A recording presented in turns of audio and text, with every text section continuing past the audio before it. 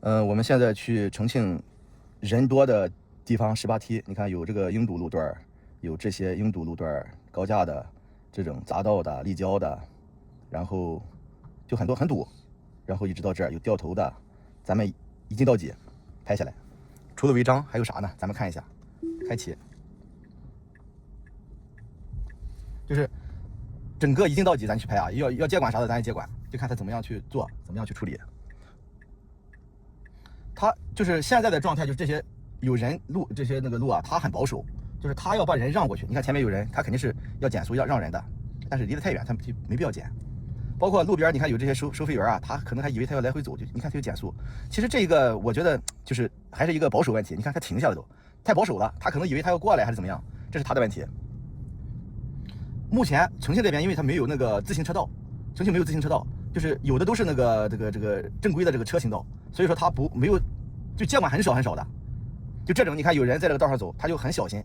但这种情况其实你踩下电门，是吧？因为他这个是个阈值的调整，包括这有人你看你踩下电门，他就飞快过来了，就是一个阈值的调整，就是我怎么样去就是保守值呗。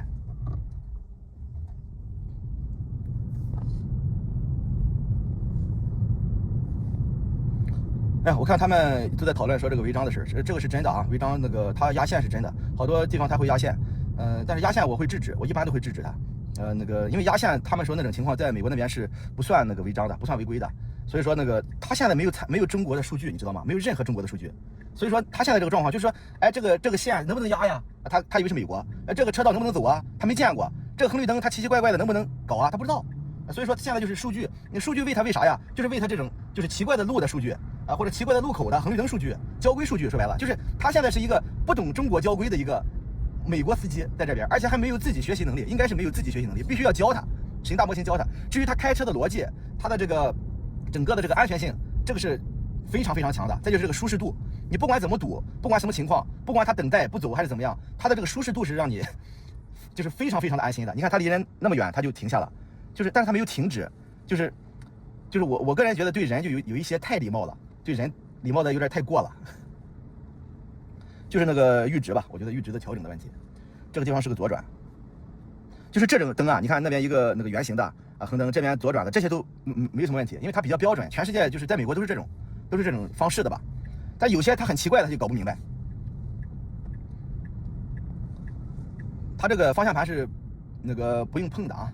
就是整个过程你开多长时间也不用碰，你碰方向盘没有作用吧，没有什么作用。它现在是那个检测人的这个视觉，人的眼睛，你是不是看路？其实这个检测比这个碰方向盘会更好一些，因为有些人你比如说，哎呀，把这放个东西啊，放个啥，方向盘上有这个扭力这个检测，他就一直会开启这个当时那个辅助驾驶，那个人在睡了他都不知道。那这个不会，这个人只要你闭眼或者看别的地方，我现在只要一操作屏幕看屏幕，2秒就会提醒，就会闪，让你去那个看路。这个地方是很难走的，就是因为有很多车就是会排队，就是往这个匝道走，转到那边那条路。重庆呢公交车道比较少，然后那个，哎呦，这是公交车道是吧？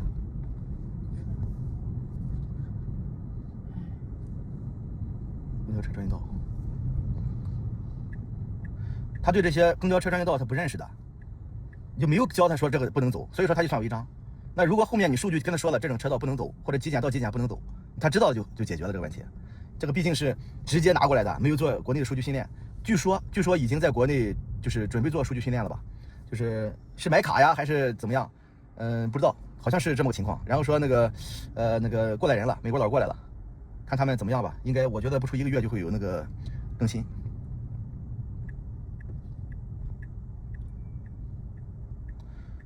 你看这种去这个匝道的博弈，这边还是2个车道，走到那个里边匝道那个地方就是1个车道了。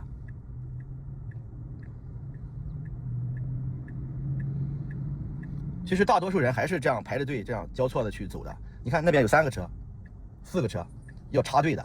其实说实话，那种就不是素质很高的一个状态了。但是你看他这种处理，说实话，这就是我们所认为的最复杂的路况了，就是有车来回会来回去插，这个是最复杂的了。说实话，无非是你看我现在你自己开的话，我是让这个车还是不让这个车的事儿，其实就这么点事儿。你看我让了他了，但是左侧这个车他不想让我，好像也让了，所以说大多数人开车还是比较文明的。其实就是这种路口汇入啊，这种算是复杂的。至于你说它有这个公交车，有这个自行车呀，有行人啊，其实都不复杂，对他来说都不复杂。就是你特别简单的路和特别复杂的路，其实对这个端到端的自动驾驶来说没有任何的区别。只是说人在开车的时候看到比较复杂的路就感觉心里边发毛，你开的再好也会多少有一点发毛，人有这个情绪在这边，这东西没有情绪，他就按他的方式去开就行了。哎呀，其实我开车呀经常走错路，重庆这个地方它这个路很奇怪的一些，有的时候上在上边，有的时候就没上在上边，有的时候你走错一个路要多走10公里。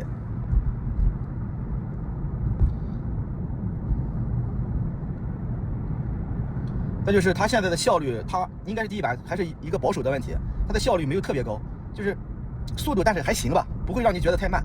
但是它也不会主动说是，哎，这个车就比旁边的车要慢一些，我就主动要迅猛的去超过它。它现在还是非常保守。这就是这个限速，这个限速不重要。有些人说限速问题，你比如说这边显示是60，不重要，它不会跑60，它根据车流。然后突然这边就即便是显示30也不重要，它这只是地图的一个显示，但是它这个会，你看这个地方，我选这个地方会有一个85、80，是不是？这是它当前这个路可能跑到最高的一个状态。啊，你看我一碰屏幕，它就检测到了这个，但是我往前面一看它就跑了，就是所以说这东西更灵敏，它更不会让你去干别的。之前我们觉得这个。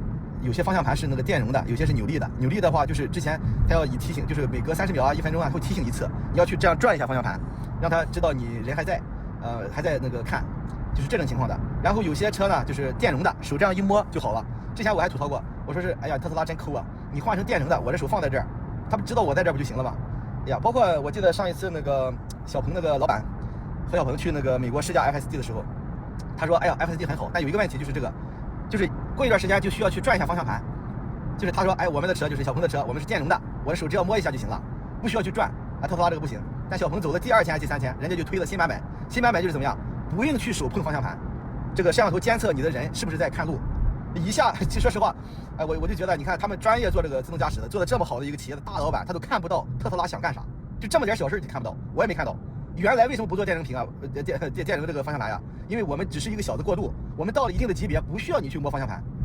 你看现在人就做到了，不需要你碰方向盘，你碰了也没用，他只看你是不是在看路。说实话，你要是就是你在看这个，就是你开车的话，你为什么让你去转方向盘呀？还不是说证明一下你在看路吗？那人家直接看监测你的眼睛不就行了吗？不是更好、更直接、更安全吗？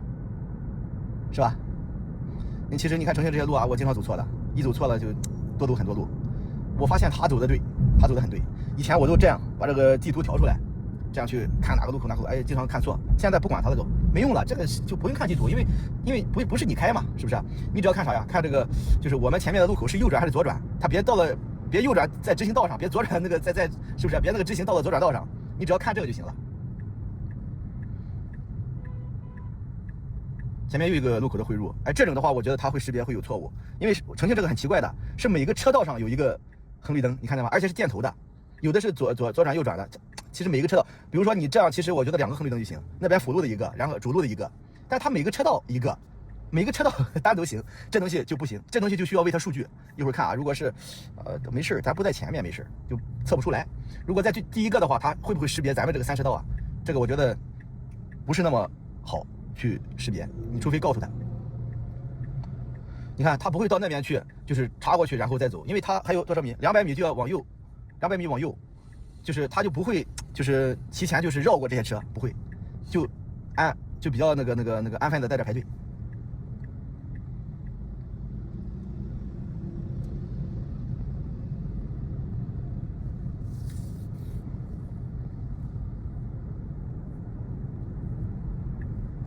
重庆公交车道很少，自行车道没有，基本上没有，也很少，有的地方也有，很少。所以说，这些在北京测出来这些他容易去的地方，在这都没有，所以说就不需要去制止接管它。但是压线问题会有，压线问题它家常便饭。我一般会制止它，但是有的时候你制止不了，它有的时候突然就过去了，你根本控制不了。你看重庆这些复杂的这些高架，都给你走对了，你知道吗？昨天我去南山，昨天晚上，那个地方我走经常会走错的。太复杂了，那个环岛，也不是说你要会走的话也不复杂，反正我觉得还是挺复杂的。他走对了，真厉害。所以说这东西啊，就像他们说的，就是一头猛兽，目前是关在笼子里面。你如果把数据喂它，你教它，这个交规，这个线不能压，这地方不能走啊，这个太厉害了。昨天去跑山路，就是那种单行道的山路，就是老山路，就是废弃的。你现在新的山路修，就是往山上走都是双向的嘛，现在它有那种单向的水泥的，180度大上坡的，大约30度角的大上坡的那种，180度的小半径的掉头，完美。速度匀速在10公里，它根据那个弯的状态，匀速过去，你敢想象？我自己开都不敢，我特别慢慢的拐过来，做不到匀速。它这个太厉害了，它好像知道你这个前面的，尤其跑山路啊，它好像知道你前面的路需要多快的速度，它提前就知道，它不会到了跟前了给你个极减速。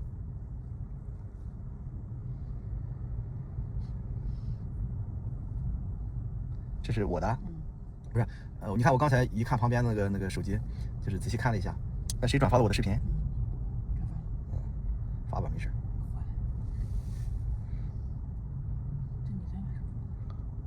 昨天晚上有人转发了？就他这个人转发了白天的人也转发晚上啊，就你的。是。就是我其实拍的这些视频啊，都是一镜到底的。我整个的，你看刚才咱们拍的这是16分钟，整个还有17分钟，我拍到有1个小时的，整个的都不用接管。所以特斯拉他做的很厉害的了，就是他现在就是这个野兽你没教他，你教他就封神了。你有些山路，就是我刚才说那种山路，有那个老山路，你们可能不大理解，在重庆啊，在这些地方可能能理解，就是上山的一些路，就是单行道的，一个车错不开，2个车很难错开的这种路，基本上现在都废弃了，它改成新道，是那种双向的，但是也能走。这种路它会有的时候会汇入一个双向的那个山路，这个时候就是有的时候它是这样的，一大上坡，上去之后上面的路是也是上坡吧，斜着的平着的，但是人上去之后这种路你看不见那个啥，你看不见那个，就是你看不见路，车是往上翘着嘛，你看不见路也看不见车，但是这东西人家这个眼睛，他这个角度看得广，所有的都给你看得很好，非常完美。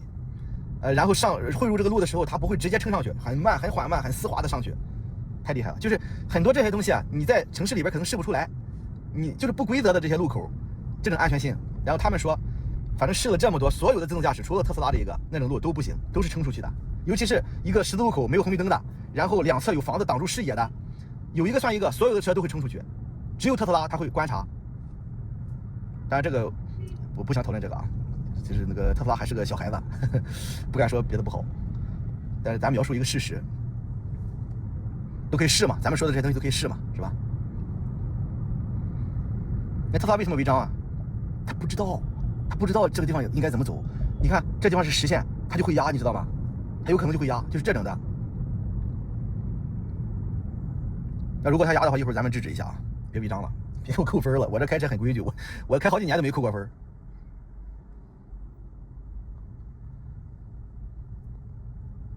好多人调侃，上午那个更新了 FSD， 下午12分扣没了。我觉得这个虽然是调侃，虽然是黑他，但是这是可能是事实啊。这个路它是怎么走？应该走的对。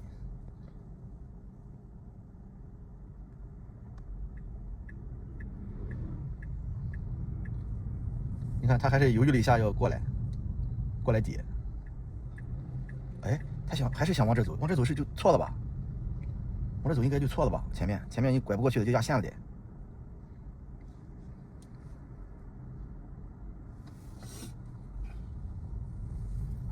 我觉得这里走错了，我看看是不是？哎呀，我也不大会走，我好像走的没错。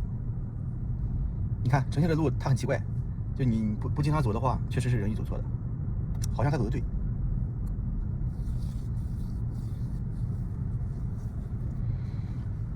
就是如果去那边匝道的话，就应该走最右侧车道了，因为那边已经是实现了。你看它显示出来已经实现了啊，对，它这边显示出来的好像不会啊。你看我一看屏幕那个，它就让我看路，这个更严苛，所以说这个更安全，就更不会让你去睡，让你去干别的。但是你只要那个正常的交流啊，干啥都没问题，就是左右看后面啊，来回看这个左右的方向的一些那个后视镜啊都没问题。但是只要别超过，别时间长了，别几秒钟我也没试。走的不对，哎，走的对，我靠！你看让我开的话就走错了，我想走那边，但是人家走对，你受得了啊？这边我不常来，每次来我都容易走错。走的对，你受得了啊？我刚才说你走错了。所以说这边没有那种奇奇怪怪的那种什么特殊车道啊，它就没问题。这是渝中区啊，渝中区就是重庆的一个老城区吧。它这边那个很多奇怪的路口，车也多，人也多，来玩的也多。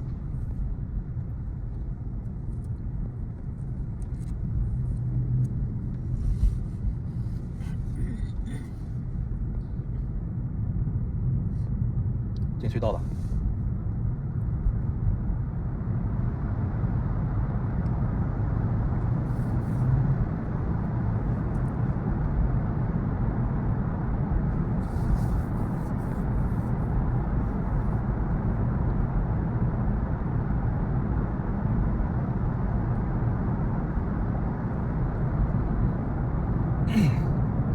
3.3公里，9分钟，应该是拥堵路吧。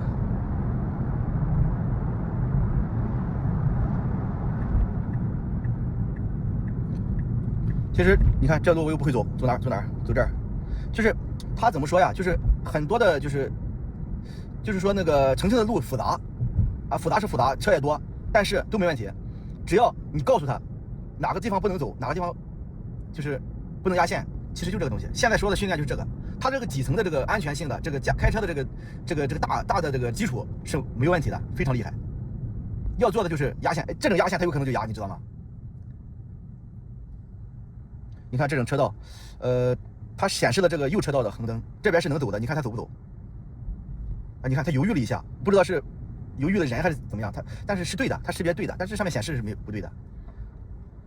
就是我测试那种灯啊，就是有的时候对，有一次他要往那闯，我就踩住刹车了。闯红灯是不行的嘛，是不是？肯定不行的，那扣的太狠了。所以说那种路口啊，你必须要给他数据，你告诉他这种，哎，你在哪个车道要看哪个灯，或者说你哪个灯哪个形状的灯是怎么样，你告诉他。你说那种路在美国有吗？我觉得都没有，是不是？每一个车道一个，这种还好一点。那个车道正上方对着一个，它有的是不是正上方，你知道吗？就是一个大的十字路口，5、60米的大宽十字路口，然后在那个红绿灯在路的对面，然后呢斜着的，你人怎么样去辨别啊？它那红绿灯的牌子上面写着，就是车道1的、车道2的、车道5的、车道6的、车道8的，然后你的车道上也写着字，但是你的车道上写的字你看不见，因为车就压到了，这也要靠经验，就是你都没有车，然后你开过来你能看到啊有没有你是车道几，或者你在最旁边车道你就数一下啊1、2、3，它大概7、8个，你知道吗？你不好数。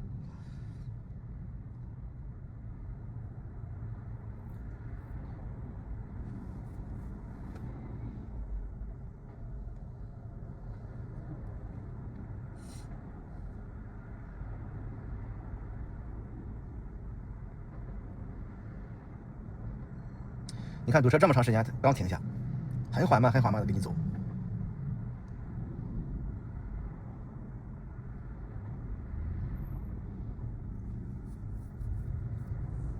我去的是18T啊，重庆18T一个网红那个景点吧，算是商区吧，古镇吧。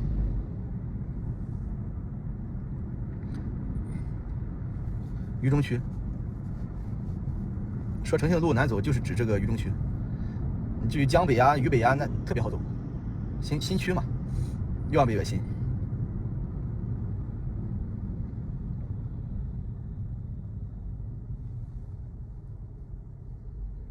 其实有很多的自动驾驶啊，它能用不能用，看视频你看不出来，你要试一下。有些情况它把人晃的你都要骂，知道吗？难受的要命。但这个东西你不管堵还是不堵，还是快还是慢，没有丝毫的感觉，你知道吗？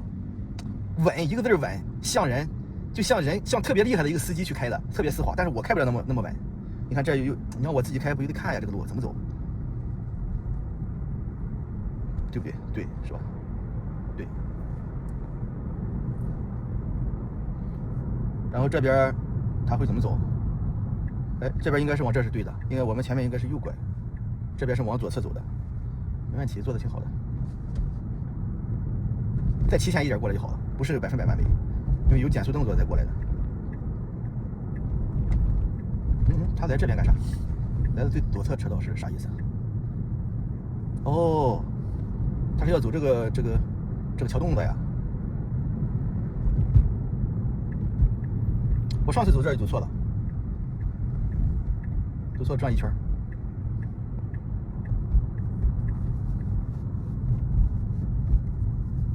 上次追那个9件，读错了，上面去了。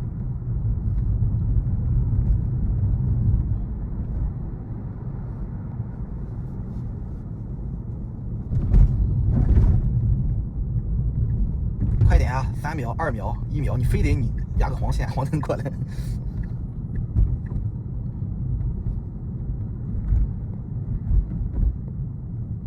到了，这就是187，但是前面有个掉头，这个一把是不是调不过来？这个路这么窄，一把调不过来的，它目前不行，没有倒车权限。其实这个 V13是有倒车权限的，我觉得是怎么回事啊？它可能是那个觉得是第一版，它保守一点，把倒车给你取消了。但是它就是一把调不过来的，它会显示想倒车的那个轨迹，它有这个轨迹嘛，但它不动，就是没有权限。这边看前面那个掉头，应该是调不过来。哎，它不会想从这儿掉头吧？这地方能不能掉头也没说倒是啊，应该是可以掉头啊。这没有不准掉头的一个状态，但是是个直行道，哎，怎么办呀？他想左转，怎么办呀？187哦，不对啊，这边拐过来是187呀，他是不是掉头，是想左转呀？那就是没有按导航走的呗，导航是让前面掉头。哦，咱们试一下。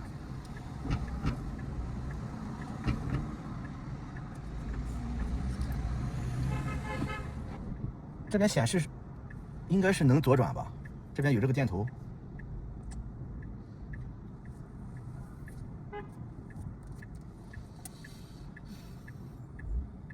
他这个礼让应该是礼让那边的人，你知道吗？那边有人在走，他不是这个车怎么样？应该是礼让那边的人。你看这个车急的，你看急的，他想冲过去，你知道吗？那个出租车急坏了，出租车在那叫个头，应该这是可以的。到了呀，到了，这就是187的停车场。OK 了，那就这样，一镜到底，没有接管，然后取消，我看他自己怎么走。哦，我取消了之后，他自己开车库里边去了。咱不去车库了，好的。